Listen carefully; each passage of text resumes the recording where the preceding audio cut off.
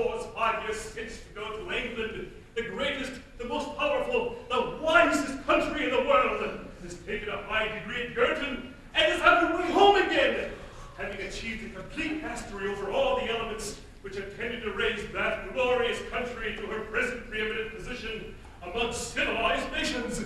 Then, in a few months, Utopia may hope to be completely Anglicized? Absolutely, and without a doubt. Oh, we are very well as we are. Life without a care. Everyone supplied by a kind and fatherly monarch who, despot though he be, has no other thought than to make his people happy. What have we to gain by the great change that is in store for us? What have we to gain? Why, English tastes! English institutions! And, oh, English fashion! England has made herself what she is because in that favored land, everyone has to think for himself. Here, we have no need to think because our monarch anticipates all our wants, and our political opinions are formed for us by the journals to which we subscribe. Oh, think how much more brilliant this dialogue would have been if we had been accustomed to exercise our reflective powers. They say that in England, the conversation of the very meanest is a coruscation of impromptu epigram.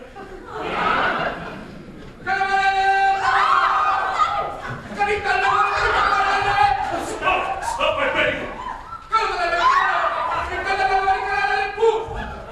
My lord, are you not aware that His Majesty in his despotic acquiescence to the emphatic wishes of his people has declared that Utopian language be banished from his court, and that all communications shall henceforward be made in the English tongue? Yes, I am perfectly aware of it, although, stop, allow me. Now, what's that for? Well, I've just been appointed public exploder. And as I am constitutionally nervous, I must accustom myself by degrees to the startling nature of my duties. I was about to say that although as public exploder I am next in succession to the throne, I nevertheless do my best to fall in with the royal decree. But when I'm overmastered by an indignant sense of overwhelming wrong as I am now, I slip into my native tongue without knowing it. I am told that in the language of that great and pure nation England, that strong expressions do not exist. Consequently, when I want to let off steam, I have no alternative but to say, But what is your grievance? this. By our constitution, we are governed by a despot, who, although in theory absolute, is in practice nothing of the kind. He watched day and night by two wise men, whose duty it is, on his very first lapse of political or social propriety, to denounce him to me, the public exploder. Allow me.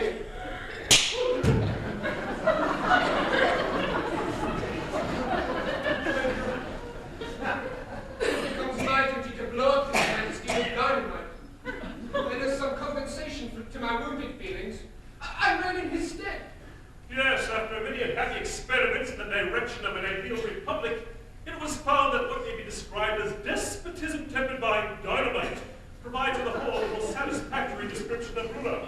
An autocrat who dare not abuse his autocratic power. That is a theory, but in practice, how does that?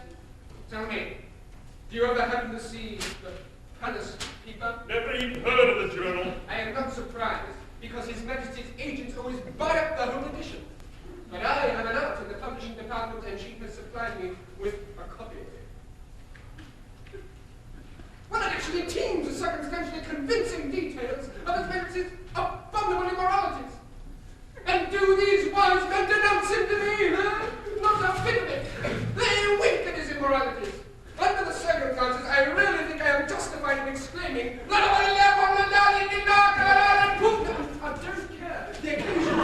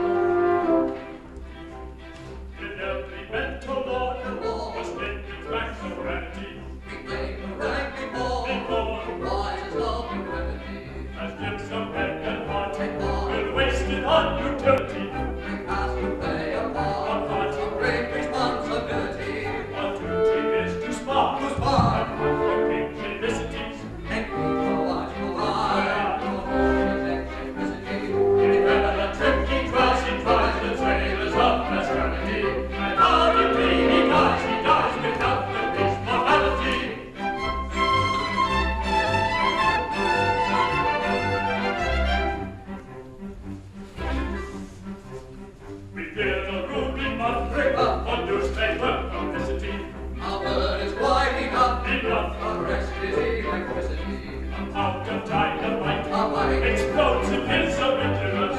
It's not a pleasant sight to spare you of particulars. It's worse than confess, the king is known and vanishing.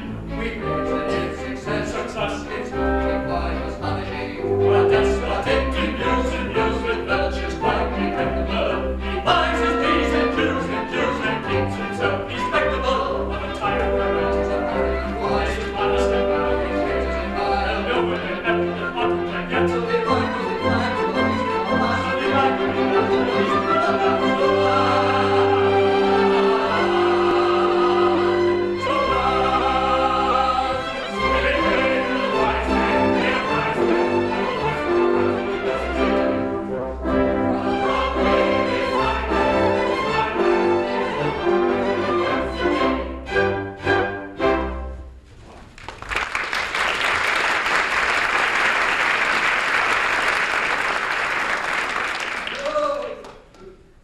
My Baptist, you're not in your customary exuberant spirits. What is wrong? Nothing. A little passing anxiety. That's all. What have we to be anxious about? Are not all our little secret commercial ventures doing tremendously? Our betting office, our cheap wine business, our clothing contracts, our matrimonial agency, our advertising office, and our roulette tables. Hush! Pray be careful! If it should ever be known that these are our speculations, and that we have compelled the king to place his royal influence and authority at our disposal for their advancement, we should be ruined!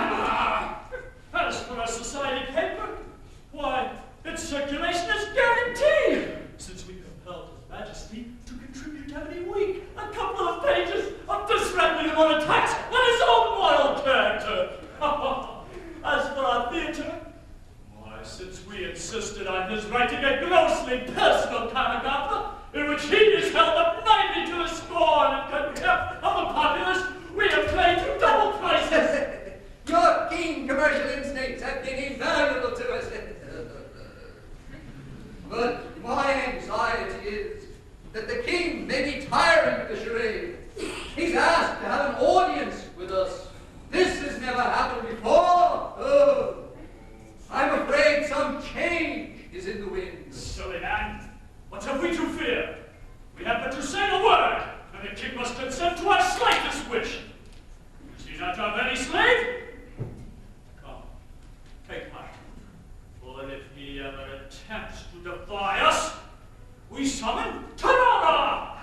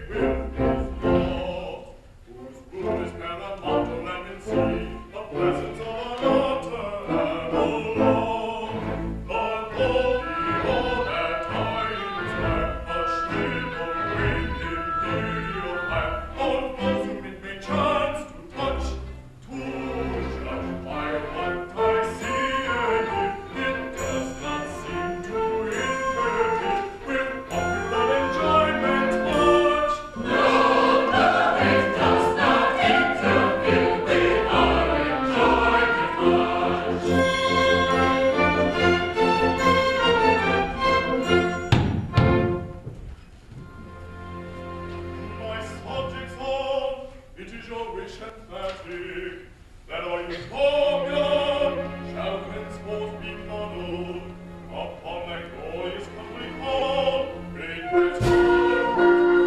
For which some add, but others do not, Ireland. It is! That being so, as you insist upon it, we have arranged that our two younger daughters who have been finished by an English lady are grave and golden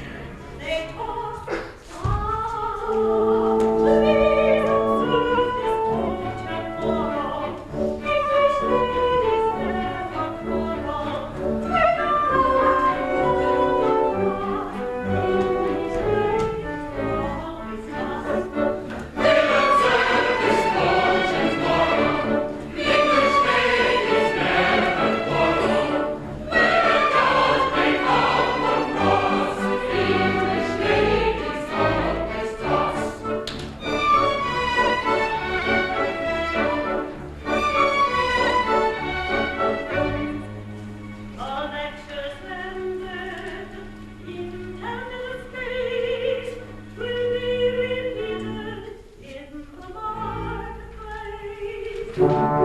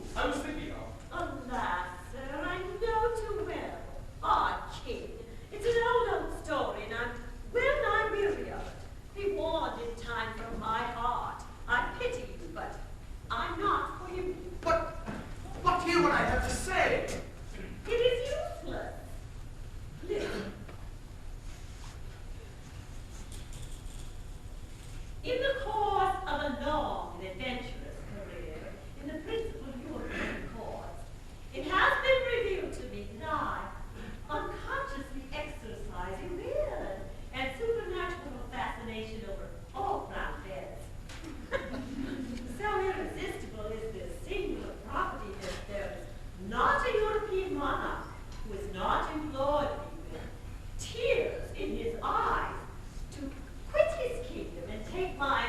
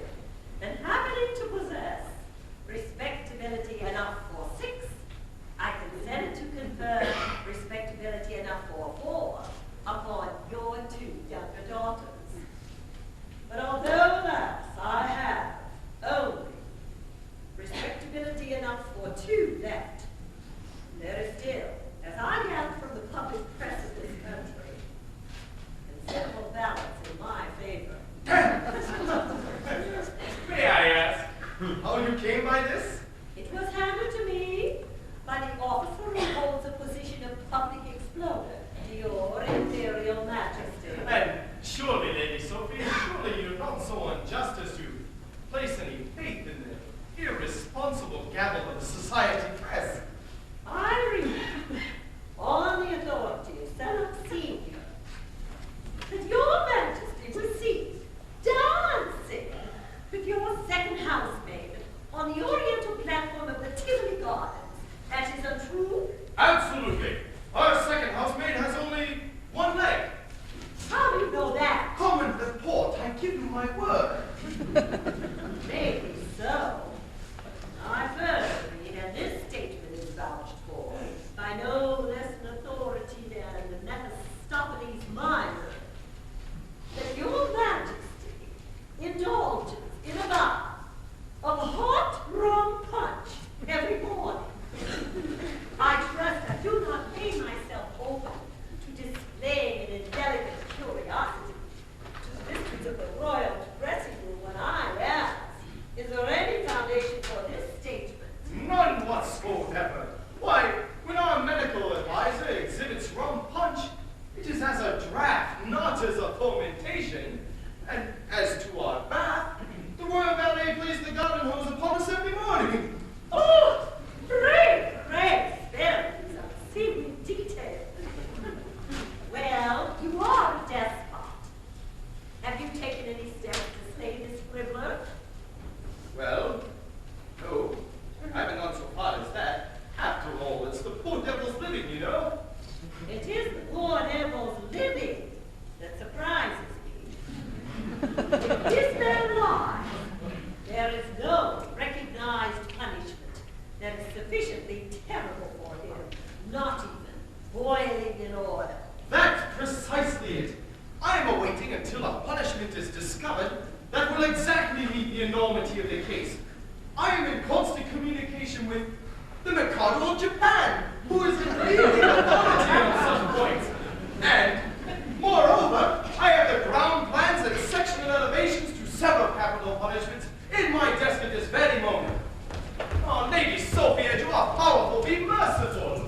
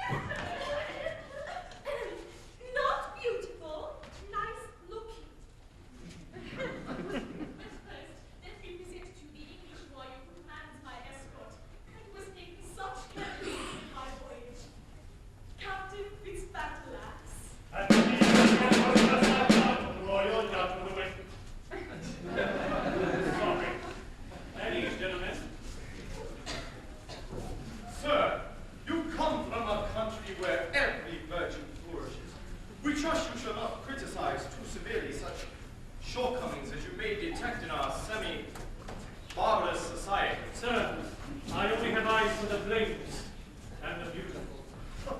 We thank you. He really is very polite. But Lady Sophie, do not leave us.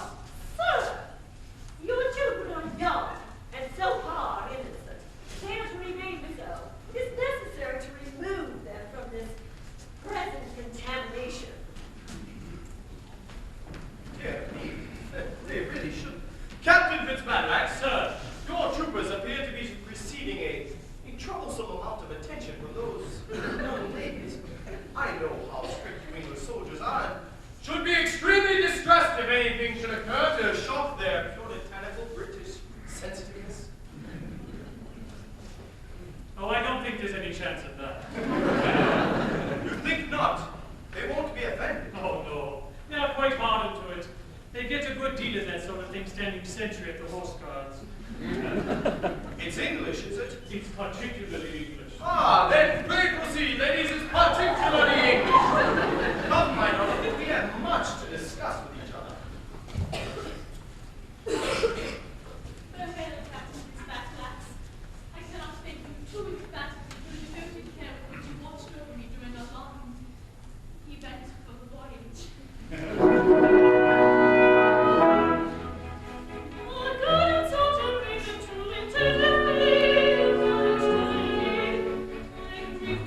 Occasion you so very much.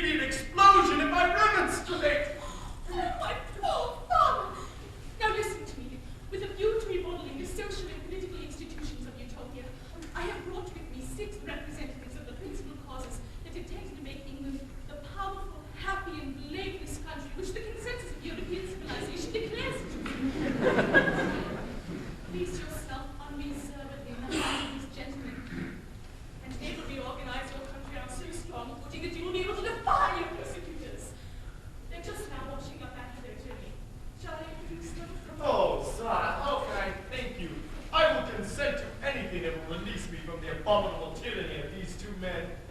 What ho, without there? Summon my court without an instant's delay.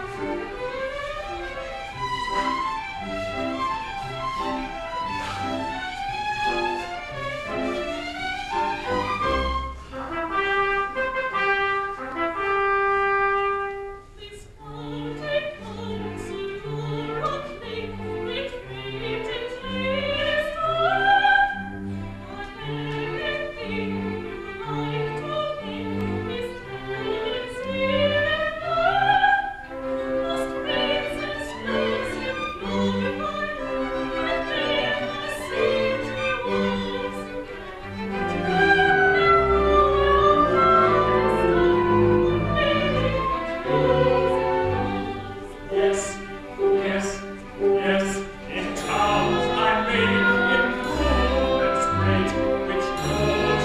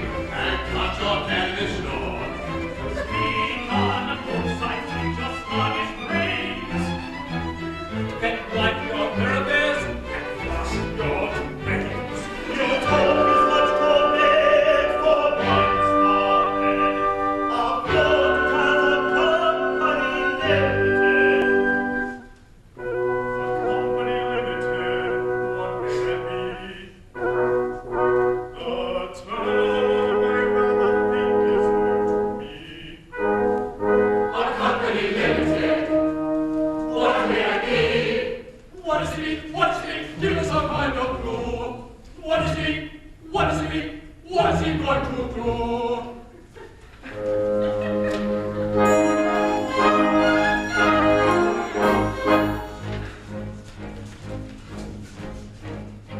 Some servant led for man association, if possible, of peers and baronets. They start to play the public declaration, to what extent they mean to pay the debt that's called their capital. If they are wearing, they will not vote it at the Sunday. The figures in the crib, it may vary from 18 million down to 18 pence. I should not have rather known the good sense of doing so would be evident at once to any debtor. When it's left to you to say what amount you need to pay, why the lower you can put it at the better. When it's left to you to say what amount you need to pay, why the lower you can put it at the better. They then proceed to trade with all who trust them, quite irrespective of the capital. It's shady, but it's sanctified by custom. Banks, railway owners, and broken up. You can't embark in trading too tremendous. It's strictly fair and based on common sense. If you succeed, your profits are stupendous, and if you fail, the fruits will be immense. Make the money spend as good, or you won't stand to win. And to never win this honesty be driven, for nobody will know to a million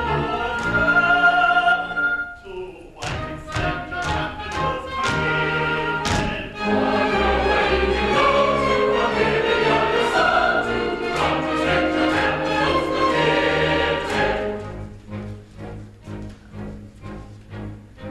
If you come to grieving creditors are claiming for nothing that is planned by God's own head, be certain in this fair the sorrow, saving that one's liability is limited to usurp possessing by perdition, is all your but a monetary dot. You merely file a bankruptcy petition and start another company at once. Though a Russian may be in your own capacity as a company, you come to us with sorrow. What the legislators say, never mind who didn't pay. So you start another company tomorrow. What the legislators say, never mind who didn't pay. So you start another company tomorrow.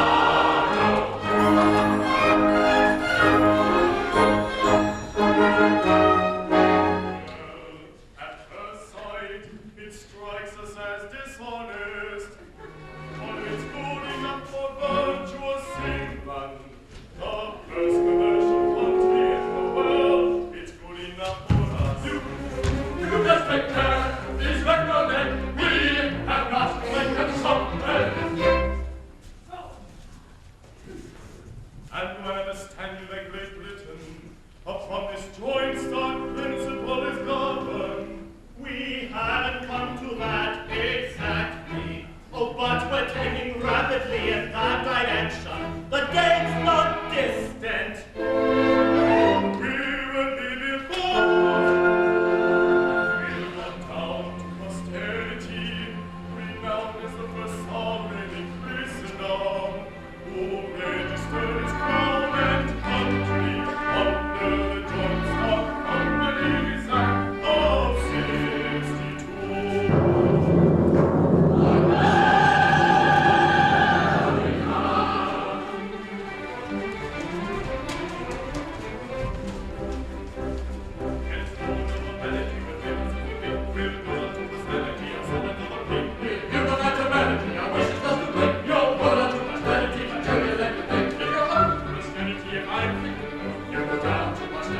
Think we